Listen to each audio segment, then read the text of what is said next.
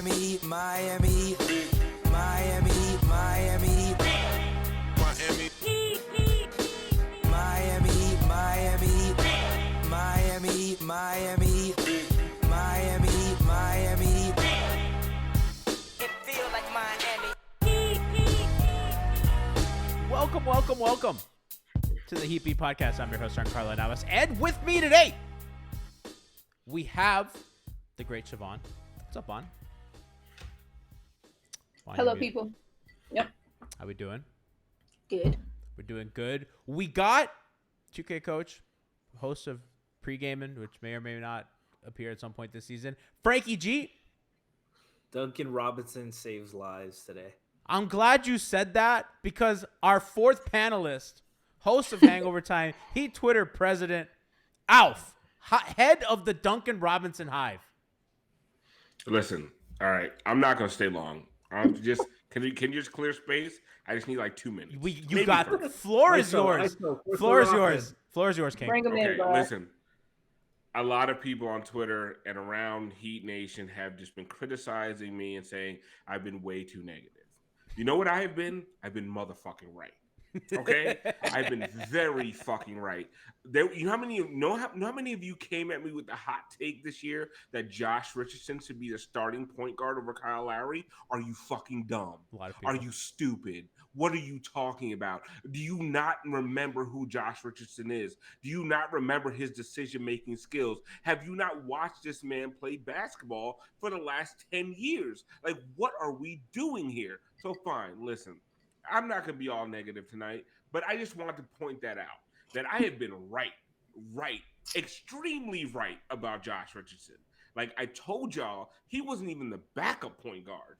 Y'all were trying to tell me he should start at point guard. At point guard in the NBA, the National Basketball Association, American basketball. Like we ain't talking about Greece. We ain't talking about Turkey. We ain't talking about fucking Israel, Australia. The National Basketball Association of America. Like you thought he should be a starting point guard in this league. So listen, whatever. You guys are wrong. I'm gonna let it go.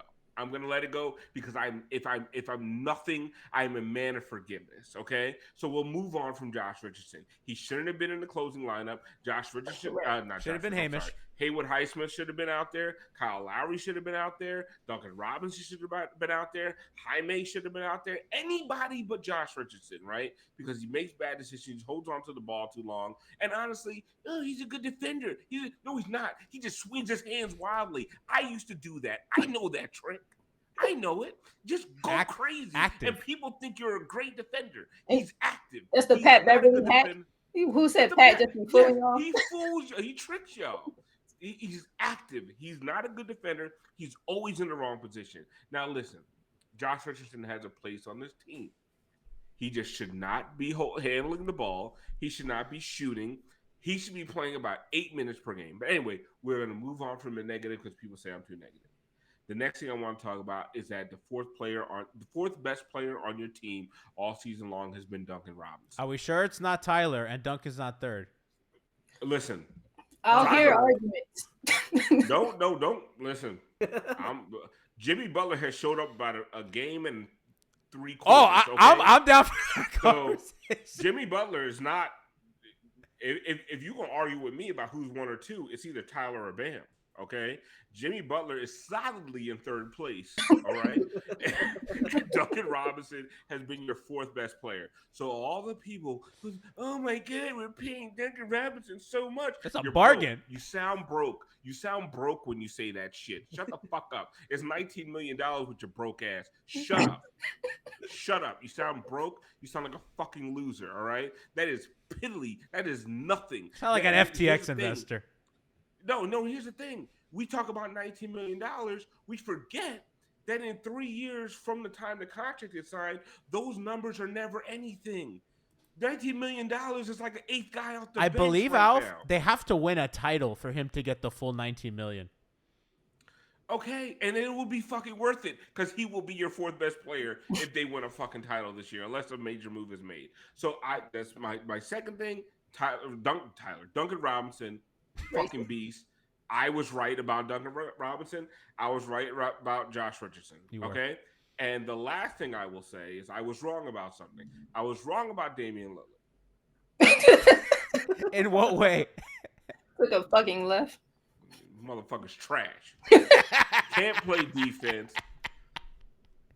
What are they? The 26th ranked defense. They're bad. They're trash. They're bad. They're mid as fuck. Chris Middleton is still the second best player on that team somehow. And Brook Lopez is still the third best player on that team. And Jay Crowder might be the fourth.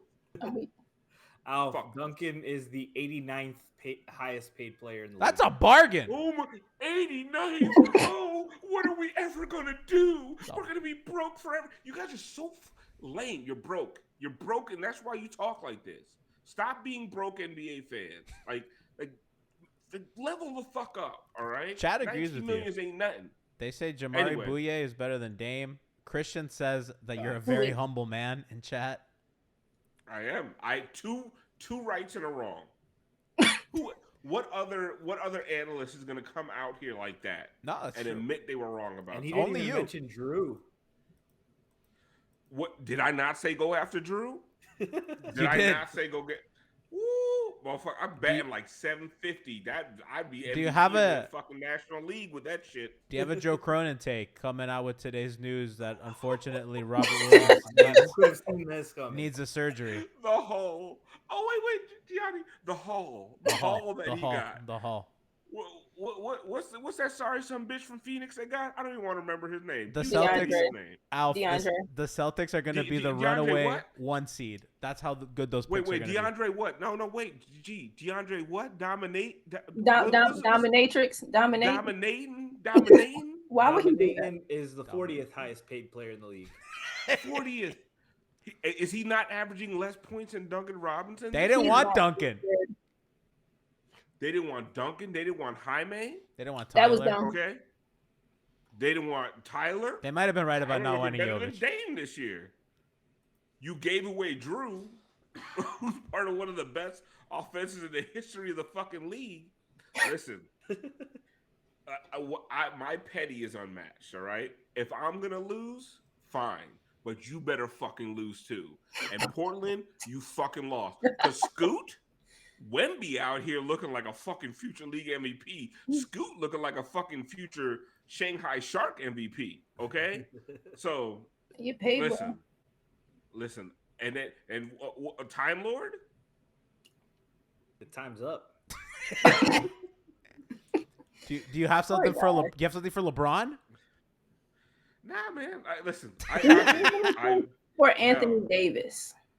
No, I do have something for Anthony Davis. Okay, Dos Minutos on the timeline said Anthony Davis is going to fake an injury in the first quarter, and he did he really? I'm wrong. He waited to the second quarter.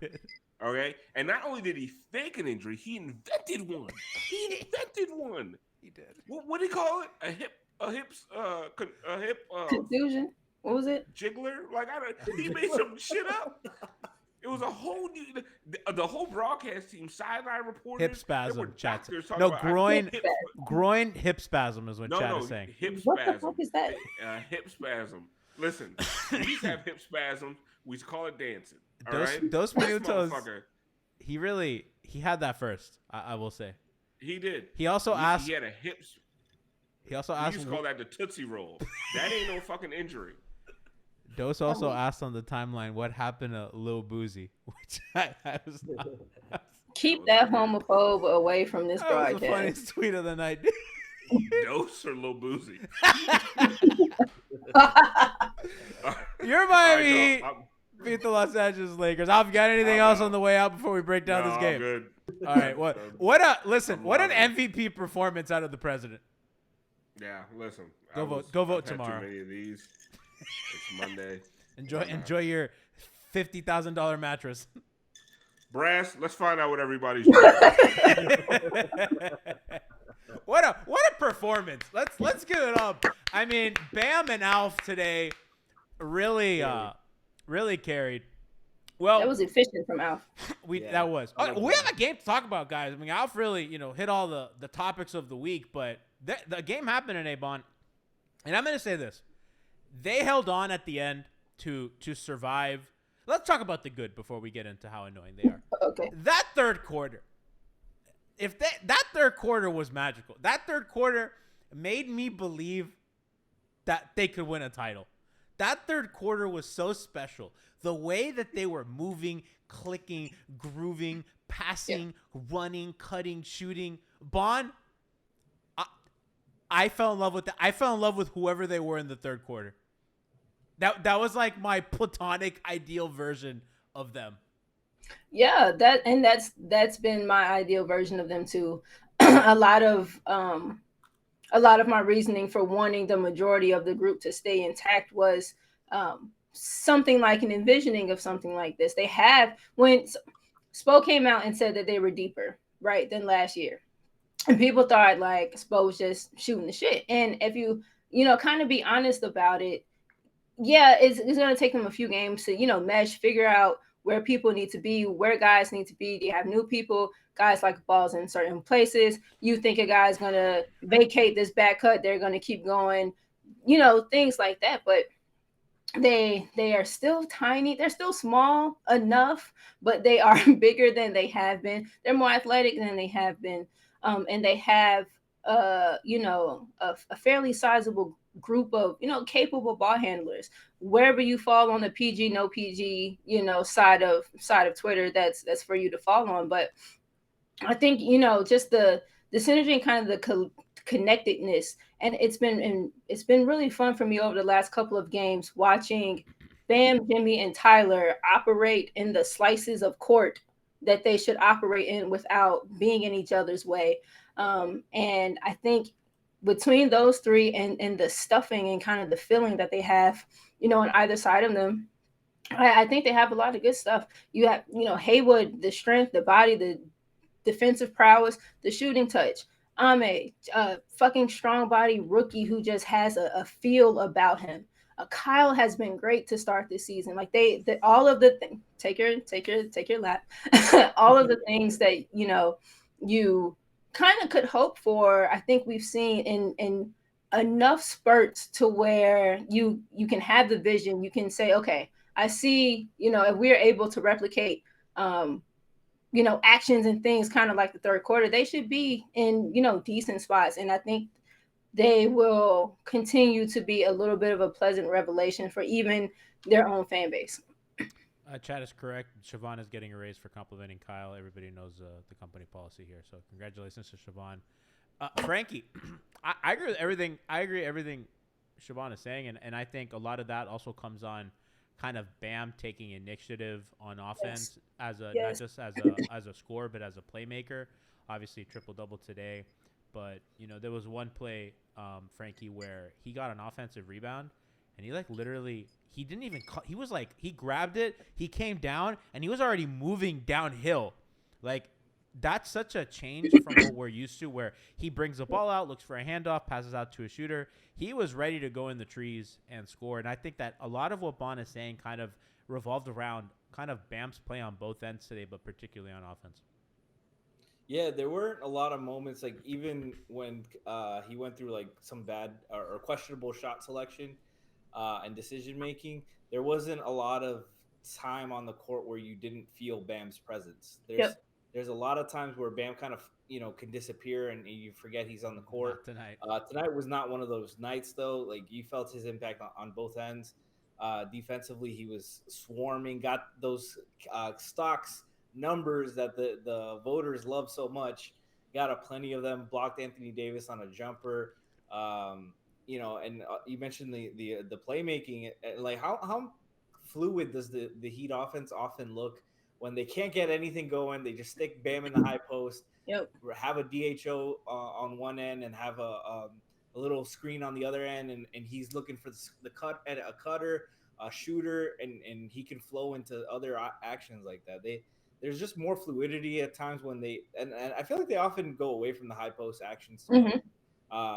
And that's something they can run with Jimmy and Bam on the court, both operating at the elbows, instead of having one guy at the dunker spot away from the ball. Sometimes I feel like they should pull away the other guy and go to the elbow a little bit more.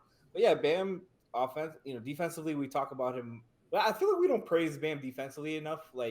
We talk about him you know what he does defensively, but he was really swarming, active, on the ball, off the ball, pinching, helping at the nail, switching onto Braun, switching onto AD, switching onto guards, and just being disruptive. And they don't win without him being the one of the best versions of him that we've seen in his career so far. Chad is like, Bam hit a 3? When did that happen? Bam, not only did Bam hit a 3, Bam hit a pull-up 3.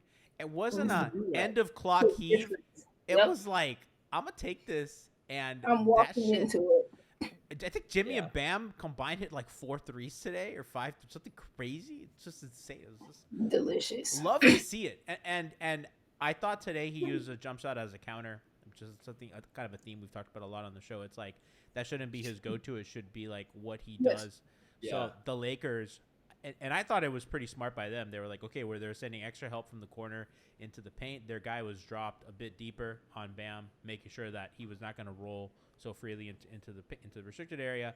And I thought, listen, AD is a very good player that he can recover off sinking. And I thought Bam played it very well. He hit his shots, he elevated, he hit those, and when he had to, he went to the rim, got fouled, all that stuff. So huge game for Bam on both ends. One more thing about Bam. Yes, Frankie and I talked about it a little bit. Some of my, I'll speak for myself. Some of my desire for wanting to see Bam feel more comfortable in kind of low post situation doesn't have to be against bigger guys. I think a lot of his, I don't know, kind of the hecticness or just feelings of discomfort or lack of confidence for him comes from, or has come from, kind of sometimes just moving a little bit too quick and relying on knowing that he's bursty, knowing that he's quick. And I've found myself wanting him to realize that he can be technically sound and patient in a posting situation. I thought especially to begin the game, even the very first possession, he got the up and under the step through on AD. I didn't like him going overhand. I think that's why he missed it the way that he did off the backward. Had he gone underhand and taken a little bit of the force off, I think he would have made it. But just I appreciated his patience in his posting situations and not speeding himself up. People don't really speed him up when he's in those situations. I think he kind of gets in his own head a little bit, and it was pleasant for me to see him feel a bit more patient and a bit more composed in kind of those areas. And it allows him to feel more forceful, more impactful. He can take his time and figure out what it is that he wants to do. And then when he gets to it, it's explosive, it's authoritative. And I want to see more of that. And he should keep that going forward. On it. And it reminded me that he was more, he's been more forceful offensively. Like you feel his physicality on drives. There's so many times where Bam gets knocked off his spot so easily. He falls on the floor. He looks like a fucking deer sometimes, just like a baby-faced deer. Leave him alone. Just knocked off his spot so easily. And he's a big dude. He's like 260. He should not be knocked off as easy. There was one possession. It was an and one where he caught the offensive rebounds, had like 2 sets of arms on him, and still powered through and finished 2-hand. Yeah. And instead of like we need more of that. I know it's a lot to ask of him because he gets beat up having to guard 1 through 5 all game and stuff. So I don't expect it all the time, but like especially when it's a small guy on you, I would love more physicality offensively in those instances. Yeah, that instance he had like Austin Reeves on him, and he could have easily like gone over his left shoulder and given us like a little fadeaway hook or some shit. Yeah, but he was strong 2 hands. I loved it. Euphemism for wonder in chat says, "Gotta love OJ Simpson weighing in on Bam's game." You don't have to love it. You don't. You don't actually have to. You can't argue with Juice's logic. Truly, it was a killer take. To die for, truly. The game fit. No need to equip. Want to shout out some subs tonight. What Fig said, resubscribe with Prime, 18 months. Love the support. Said, may have had to stress another fourth quarter, but at least I watched our rook freeze LeBron and get D'Lo ejected. Talk about my son. Listen, that move was schnasty, and Tyler then got blocked like a couple possessions later. So clearly, watch some duality. Film. Yeah, exactly. Jimmy had the most threes for the Heat tonight. Really? Yeah. Yes, shot 4. J Jock I know. 44 resubscribed. Hey, but 34 Shout out months J-Jock, at go Pack, tier go. 1. So love. Tyler took 10 threes tonight. I like He that. did. I like that. I think they got to get their Right. attempts up. Bro, I disagree with you guys. I want him to have his attempts up, but I want him around 8. Bond, he takes the same amount of pull-up twos as threes, but he's an elite 3-point shooter and an average 2-point shooter. You and John Jablanca aren't going to sway me, and I get it, but Their shot profile is fucked up right now. They shoot It's a lot of mid-range shots, Mid-range team. and they're bad at them. I'd be okay if they were good at them, but they're like they have to take them to get good at them, and they're not good at them yet. They're good at threes. They're They did it last year too. they're the 5th best 3-point shooting team. They should take Sure, some more. take them. I'm not saying. I don't think I'm they not have necessarily the saying lower the number of the twos. I'm okay with raising the threes, but I think that they have to keep probing. the shots got to come from somewhere. So that you take more twos, you're gonna. Not gonna be more possessions. Yeah, they're Now with Eric Spoelstra running the show. Yeah, or and they don't seem to be a high team, like a team that forces a ton of turnovers to get those possessions. But I mean, we don't have to talk about the macros today, but just kind of was picking back off of Tyler's point. Jack in chats, Weird Alf says, "Stay strong, Bond. Don't fall for this Daryl Morey nerd bullshit." I won't. Hi, Jack. You cannot trick me. I'm not anti mid range shot.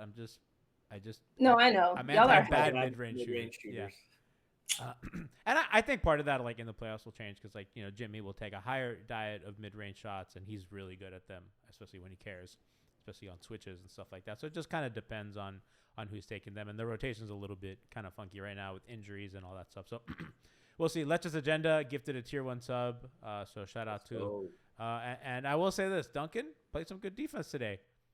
Hooper. There was a funny possession where LeBron got Duncan on a switch, and the Lakers just didn't go to him. Duncan's a Darrell Revis. They just shut down that side of the court. No mismatch on this end. So Duncan Island. Austin Reeves did score over Hero though, which, by the way, Hero lost the battle for the best American white player. So Duncan and Reeves really took that mantle today. Reeves was calling for Tyler. Like, come here, bring the white boy. Tyler's numbers look good today, but I mean, what did he have? He had 22 on 20 shots. Oh man, 6 yeah, turnovers. that's a lot. Oh, it's like, He was 8 for 20.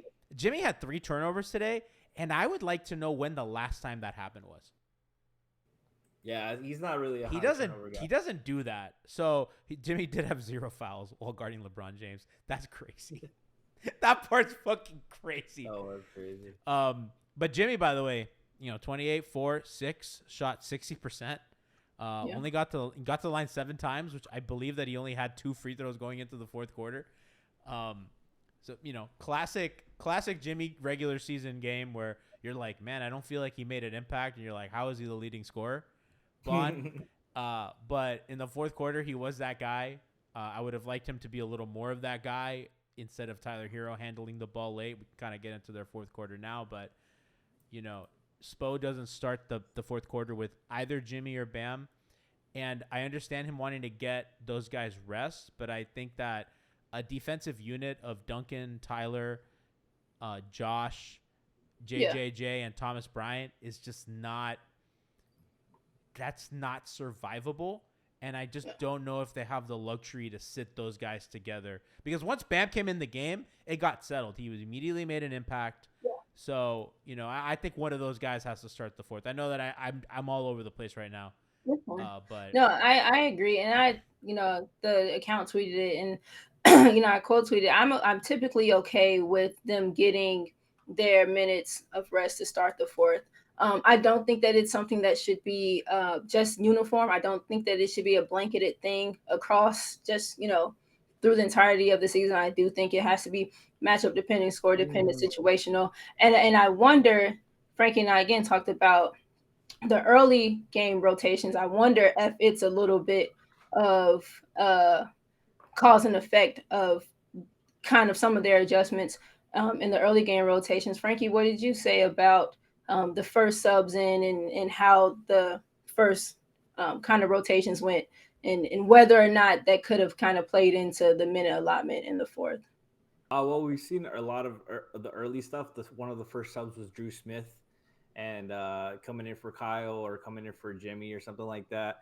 And I've noticed the last 2 games, the first sub has been Duncan coming in for Tyler, and they're running Jimmy, slowly turning into Jimmy and the bench lineups, and that happened today for the first and third quarter, and they had a lot of success. Gee, you said the third, like you talked about the third quarter a little bit today, just how beautiful the basketball went. Because even when they went to the bench or they kept some of the starters in, the ball was moving. The energy didn't stop on both ends, and I think that has something to do with it. And Bon, what you mentioned about matchup dependency, like I think not having Jimmy or Bam on the floor while LeBron is in the game Yes. is certainly a choice. Yes. So like I understand that, like I think as fans we want them to take it game by game, but obviously like my light totally decides to It's a have rave its over own- there.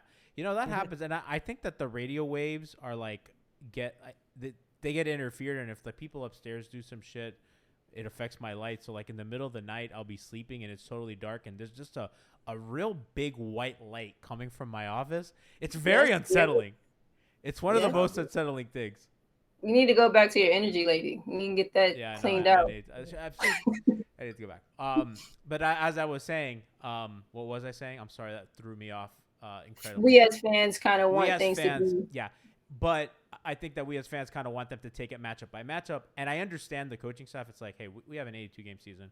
We need a routine, and this is like our guy. Yeah. And I understand, like players are also like, hey, I like knowing when I come in the game. I like of habit. Yeah, they're like, I like going in at 8 minutes to, I need to know when I'm coming in, so they can't change it. Obviously today that got changed. Yeah. It got bad, and you could tell that they wanted this one. Bam comes in the game early, doesn't get his typical rest. That's fine. Also, I'm sure that Bam. And Jimmy and Bam both played close to 38 minutes today.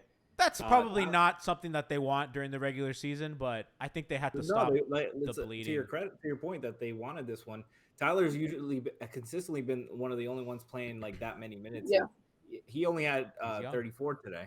I think strategic reasons for that, but they don't have enough. I think when Caleb comes back as a healthy, I think that he helps their defense a little bit as well. I think that they can figure out what they want to do with Josh, and they can.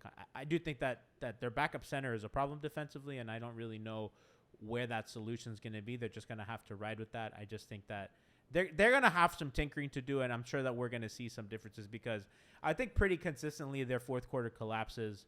I think we know they get out of rhythm early, and then it's hard to kind of rein that back in, especially when the other team's on a roll.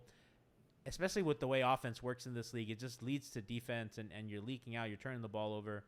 I thought Hero in particular did too much handling. I thought we were going to get a Jimmy versus LeBron down the stretch there, but Jimmy didn't really get the ball for like 3 minutes. It was like Tyler and Bam pick and roll, which shout out to Chris Wood, I guess. I mean, he played well on a drop, but like that wasn't really working.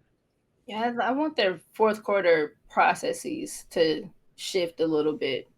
To kind of what you're saying, a little bit more Jimmy ball dominant, and maybe less Tyler on ball, and kind of just feeling a bit more settled, especially in like close situations. Chat saying Lowry. Sorry, I don't want to cut you off, Frank. I want to say this before the message goes. Wait, people say Kyle Griffin Racy says Kyle with the bench to start the fourth. I just don't think Kyle fixes that defensive issue because I think my issue is more defensively. Right, because they have Tyler and Duncan, so theoretically, and Thomas Bryant, right? Theoretically, that lineup should score. The problem is that like the Lakers got like 3 straight shots at the rim, and everybody knows how I feel about Kyle. I just don't really think he's like helping your point of attack defense to the extent that, he's kind of like a great fourth guy that's gonna make plays like that charge. He's gonna make those small deflections, those small plays that translate to big plays. But he's not going to anchor a defense like Bam can. Yeah. That charge was huge, though. That was huge. And what's crazy is that the play like a play or two before, Lowry rotates, and LeBron is so fucking smart. Bon, you know the play I'm talking about? LeBron decelerates and kind of uses his hand as a shield and slides past Lowry, and then the defender from the strong side. incredible. Like he's just such a fucking. He's seen it all, and he knows exactly. That's why Lowry getting that charge is big because LeBron. It looked like that was something that he was watching out for. Yeah, and prepared for it. He still got got. He still got got. Yeah. Everybody gets. He's like, I've swept this motherfucker so many times. Yeah, I need to. I know what he's cooking. He knows what he's cooking. Anything else about the fourth quarter that you? Because I want to talk about a little bit about Duncan, and then we can start kind of closing out. But it's just disappointing after they played so well to kind of get in a hole, and then really, if we're being honest, they got lucky. They gave up open threes to good shooters that missed. The turnovers were inexcusable. The bad lobs, the Jimmy bad pass. Kyle had a bad pass to Jimmy cutting, and Jimmy and Kyle were chirping back and forth about it. Like Tyler off mid off. Yeah, it's just it was just a lot. Spo, it was nobody was good. Highsmith not closing, putting Josh. I didn't get that one. I need that to You're change. playing LeBron James, bro. Like get the guy. You don't, especially knowing Spo. You want a switching team that doesn't have holes. What did Josh do to earn the minutes over Highsmith? Power friendship. Or even Jaquez. Like Jaquez was really solid, really good tonight. Oh, I agree, but I get having the veteran in that situation. I mean, but Jaquez is playing 18 minutes. I mean, he's probably still on the minutes restriction, but like some point you gotta like either trust one, him. bro. He's had fucking Drew closing stretches down when Drew didn't earn it. So like weird, I would trust Jaquez. Jaquez is a veteran in basketball experience. Spo's mad weird. Yeah, that was frustrating. There was a lot of that fourth quarter made me upset because I was so happy in the third. And they finished I counted it because last game they had a season high 35 assists. So I was tracking it. At the end of the third, they had 25 assists. The Heat finished with 30 assists. Like the ball stops moving in the fourth. It's a consistent pattern with the Eric Spoelstra teams. They try to avoid turnovers and they still turn the ball over at a high rate because they don't have the talent to execute with limited action on offense. Bond. So, sorry, G. So, Franky, what would you rather their fourth quarter or offensive processes be? Because we talked about like Tyler being too dominant. I talked about maybe kind of Jimmy having it a bit more, but I think even in those Jimmy moments, it'll still be less. It'll still be a little bit less movement. Do you want like the Duncan Bam? I want tempo. I want pushing pace. I want trying to get easy baskets. This team doesn't have the talent to win in the half court. There were so many possessions in the third quarter where they started offense with 19 seconds on the clock. And I'm like, oh my god, this is not the pre-Kyle Lowry Heat anymore. This is back to normal. How the good looks, and then they in the fourth quarter, 10 seconds left, they still haven't got the ball inside the arc yet because they're still setting up their offense. And Bond, that's what I was gonna bring up was like the pace, right? Like, do you think that like them playing with more pace? Because in that third quarter, that's what they were doing, and I think a lot of that was Bam and Kyle. They were both pushing off rebounds, both and playing quick, moving. Yeah, they're getting turnovers. I think Duncan runs a really, really hard as well, and I think that his kind of moving off ball kind of helps out. But I just felt like their offense looks so good when they play quicker and when they're moving as opposed to like setting up shop in like the elbow. Yeah. And then they gotta just keep trusting themselves. Then if these are the cases, then to me it's a mental. There's something collectively mental that happens. Like when situations get kind of tight, and if they feel what they feel about what it is that they do, then just continue to do it and do it at a high level and trust yourselves and the processes and the way that you go about things that you will be okay. Yeah, the giggle at the trust the process. I heard you. No, I saw a text that Jack sent me, and he said no one scored in the final 3 minutes of the game. Just fine. Griffin Racy said this in the chat, playing not to lose instead of to win. Exactly. That's what the fourth quarter is. That's exactly what it is. They get like they should be past that. It should be. It should be. It's literally like in football, you're just running the ball up the middle, run the ball up the middle, run the ball up the middle. You We're can't not do gonna that pass because we don't want to throw a pick. You set yourselves up. And they threw picks anyway. Exactly. They fumbled. It's really frustrating. Let's close the show with Duncan Robinson, You're who gonna need fuck you, Mario Cristobal. I'm really impressed with Duncan, guys, and I think for him to have kind of a rough year and a half, 2 years, to come back looking like the most complete player he's ever been, to contributing in a lot of ways, not just shooting and moving, cutting, playmaking, handling, all that stuff, enormous for them. I think, there's a world where he could start at some point this year in the playoffs if it comes to that. I think that he's their sixth man this year at least. Enormous for their offense. He's, I believe, shooting over 40% from three this year. I think close to 50% last time I looked. I don't quote me on that, but I know he's shooting very, very well, and he's a big. Yeah. He's at 38 and probably gonna go down because he went 2 for 6. Yeah. He went 2 for 6. Okay, well, whatever. I thought he was upward. Regardless, he's playing very well and doing a lot of things. And Bond, Yeah. I'm really Bond, and then we'll go to Franky. I'm just really happy and proud of him, and I think that a lot of their offensive success is going to predicate on what he's able to do. Yeah, and it doesn't have to come in the ways that it's typically come when you talk about their offensive success with Duncan. I've been, I think, most impressed by his off-ball movement and how not just the fact that it's happening, it's the kind of fluidity and coming off of cuts and like redirecting his momentum so smoothly, and not just the overhelping, I'm going backdoor situations, but like curling off of pin downs and being just like really smooth and really intentional with where it is that he's trying to get. The pass from Kyle to Duncan when he curled and kind of just streaked down the middle of the lane. And I appreciate Duncan because he continues his cuts all the way through. Duncan doesn't ever like truncate his cuts. He never cuts his cuts short. And so continuing that cut, Kyle put that on a dime, and his finishing inside.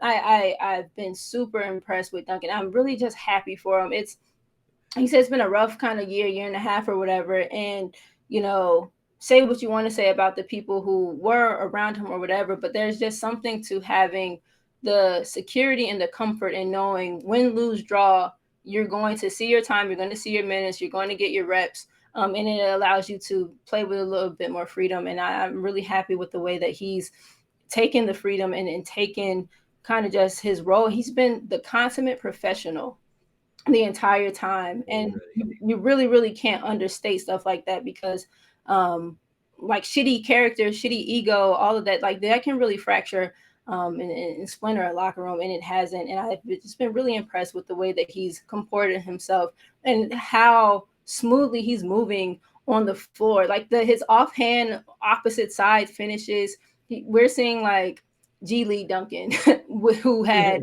some dribble drive and stuff like that. And I've been super happy for him. Franky, he does something, everyone on the bench goes fucking crazy. They love that guy. They're all happy for him. Yeah. And I think that's awesome. Yeah. It is, honestly. And Bond talked a lot about the off-ball stuff, and she mentioned the curling, the making reads. That was early Duncan that we saw when he was having his most success. It wasn't just 44% from three on high volume. Yep. It was cutting, making reads, curling when the defense overplays it, getting easy layups. But now he's doing stuff on the ball too.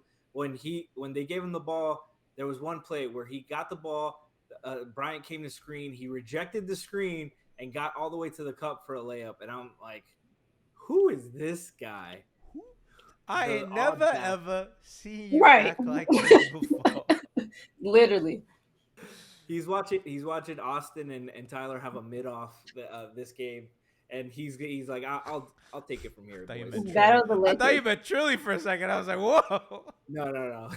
Austin Reeves. How about this though? Duncan, one foul against LeBron James. Yeah, baby. That's the biggest, and like that's and been got a strip. That wasn't hiding in the zone either. That's been the thing that's kept him off the floor. Like we saw his like shooting and when he was inserted in the playoffs and he had it, but like the defensive presence and just not being able to stay out of foul trouble has been the shit that's kept him from getting his minutes. Yeah. I'm not gonna lie, I would have rather them close with Duncan over Tyler. I know that's just not gonna happen, but No, it's not. tonight. Yeah. I would have liked that. Real quick, Bam. Apparently, the first 20, 20, and 10 game in franchise history. And this is a franchise that have had Alonzo Mourning, Shaq, Dwayne Wade, LeBron James, Chris Bosh, Jimmy Butler, Ronnie Cycli. Like No, a lot of 2010. guys. What, Frankie? Oh, I'm sorry. I was the last game against the Bucks this past year, but it was like 2010 and 10, not Yeah, no, the 2021. He had 2020. 20 boards. Good Chat's- for him. Chat's right. I forgot Kyle Guy, Deion Waiters, Wang Zizi, Beno Udrih, Dexter Pittman. So some obviously James some Johnson. big legends. Beno Udrih died for nothing. Fuck Yeah. you, Mickey Harrison. Well, let's be nice to Mickey. You know. Shout out to them. No. Them 20 boards. Love that. Love that out of you. More of that. I don't want to see no more Bam 4 rebound games. And I loved him in the drop. I love him being closer to the basket. Thank you, Pat. G is so But- sick. G is so sick. Why? No, I think that he should play more drop. I've said that for a while. Oh, it took you forever. That's We've not been true. telling you that. I did a video 2 years ago when they opened the season in preseason. He was playing more drop when they got Kyle, and I thought that it made a lot of sense to play drop. Maybe like in the playoffs you want to switch more, but I think for sure in the regular season it makes a lot of sense to also like not just for it helps get him preservation, involved more. also Yeah. like mix up. You know what I mean? Like you can mix up your schemes and. I Because mean, now when you throw the switch on, it feels like a surprise. I think this It's season not- in particular, I don't think they have as many switchy players, so I think that it makes sense to put them in drop. Whereas Do you? when I think they have more. I think their wings are more switchy than their wings have been. I think that they're playing a lot of like Duncan, Tyler, and Thomas Bryant, and like those kinds of guys that scare me. Not that they haven't played those guys before, but I think, you know, Usually they don't play them in unison. yeah, like it makes sense when you have like when you're playing, and Love was starting earlier as well. You know what I mean? And like, you know, Drew Smith and stuff like that. Like all those guys are playing. Jovic is another guy that I don't really like trust switching. That, you know, when he gets minutes, it was different when they had like PJ, Lowry, Jimmy, right? Like those guys, like okay, you trust them, but you know, guys like these, especially they're younger too, and I think that I don't think you want to like overestimate. You kind of want to ease these guys in. Yeah, I'm just thinking of Hamish. Yo, and Highsmith too. I believe Highsmith can switch well, and we saw it in the playoffs. Is this Bam's best game as a Heat player? Go around the room, Bond. Regular season game. Let's. I don't want to mix in the stakes of playoffs, right? Like I wasn't ready for that question, so I'll say sure. Okay, Frankie. It's the most impressed I've ever been with him. I left today thinking, oh, that this guy can be like a top 12 player in the league. Like the guy that showed up today is a top 12 player in the league. Yeah, I felt MV Bam today. Like there was a stretch where I was like, oh yeah, if Miami makes a run, he should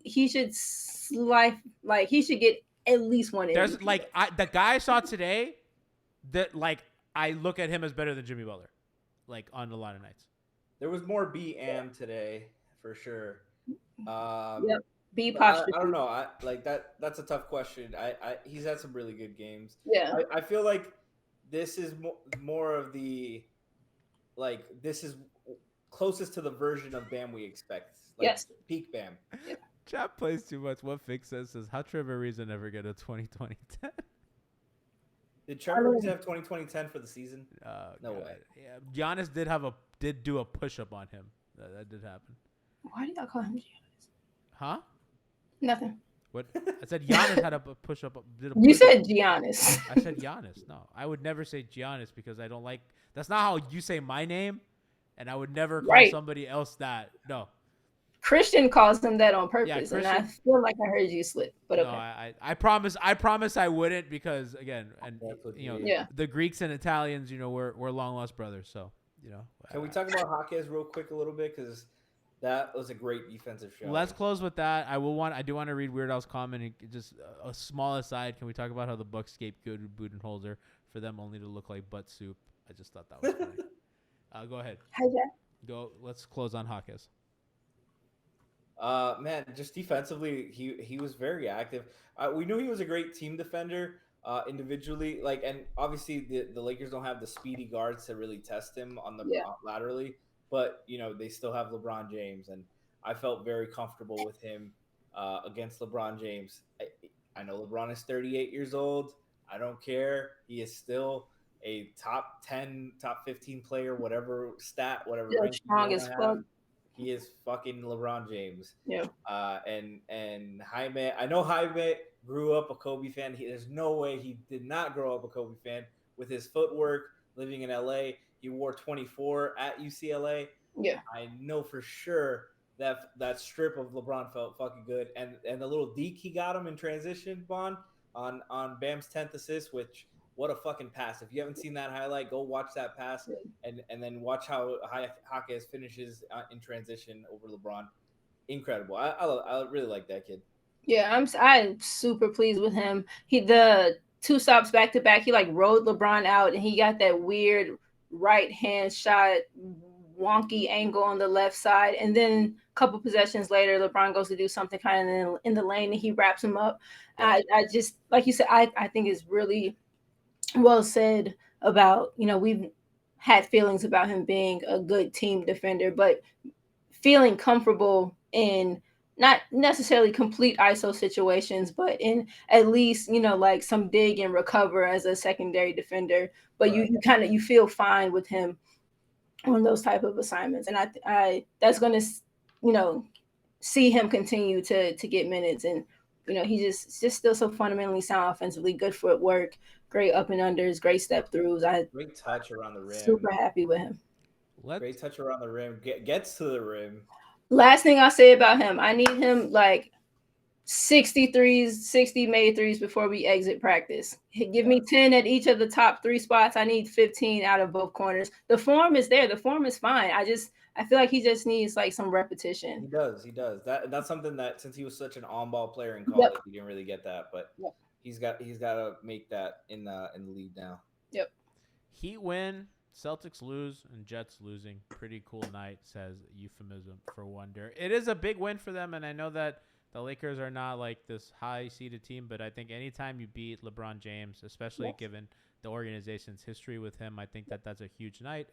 Not only former player, guy who won 2 championships with you, but a guy that you played in the finals.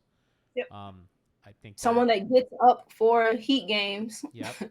Who played great. Tied for 7th in the East. AD played. I know that AD had his hip, groin, whatever, but he was out there, and you got a big win, and you can't take that away. And they need to start stacking successes on each other. This is the first time they win 2 games all season. Yep.